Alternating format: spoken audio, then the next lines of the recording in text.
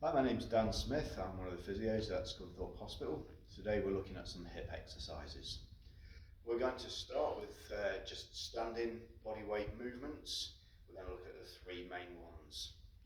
First of all, we've got movement out to the side, known as abduction.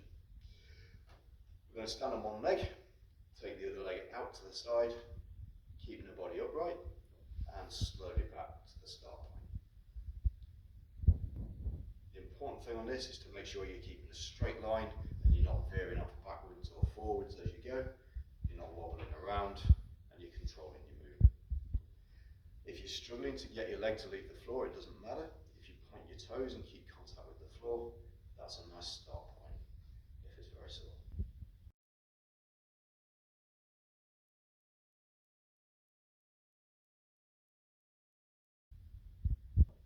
The second hip movement we're going to look at is flexion, which is a forwards and upward movement of the hip. We can do this two ways. The first way, a little like kicking, pointing the toes, lifting the leg, and slowly back down.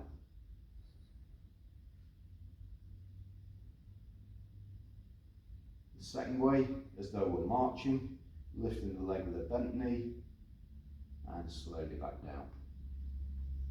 And as with all movements, the important part is control, so we're not swinging, falling, losing balance as we do it.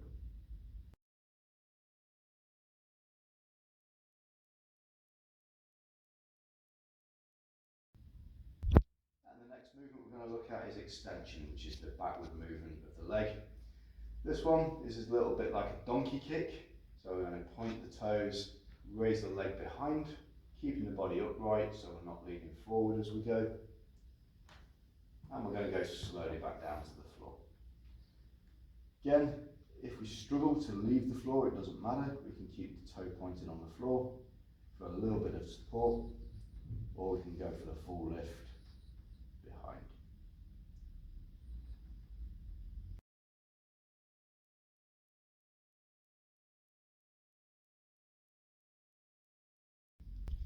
The next progression you may want to look at when doing some hip exercises are to use these rubber bands that we may give you in physiotherapy.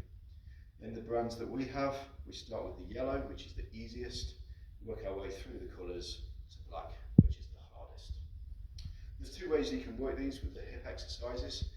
So they'll come in a single line, and you can tie these onto a piece of furniture that's sturdy, or get someone to hold it for you and wrap it around there, and also tie it around your foot.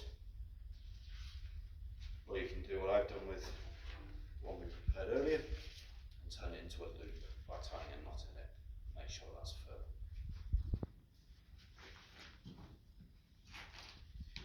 We can then go through the same hip exercises that we did without weight, starting again with abduction out to the side. This time there's some resistance against the band, which makes the movement a little harder. Again, we're going to keep good control all the way through, so we're not bouncing around as we go. The second movement, coming backwards. Nice straight body, good control, pushing your heel against the band as you lift your leg. And the third movement, forwards, as though we're kicking. Again, good control on the way up, good control on the way down.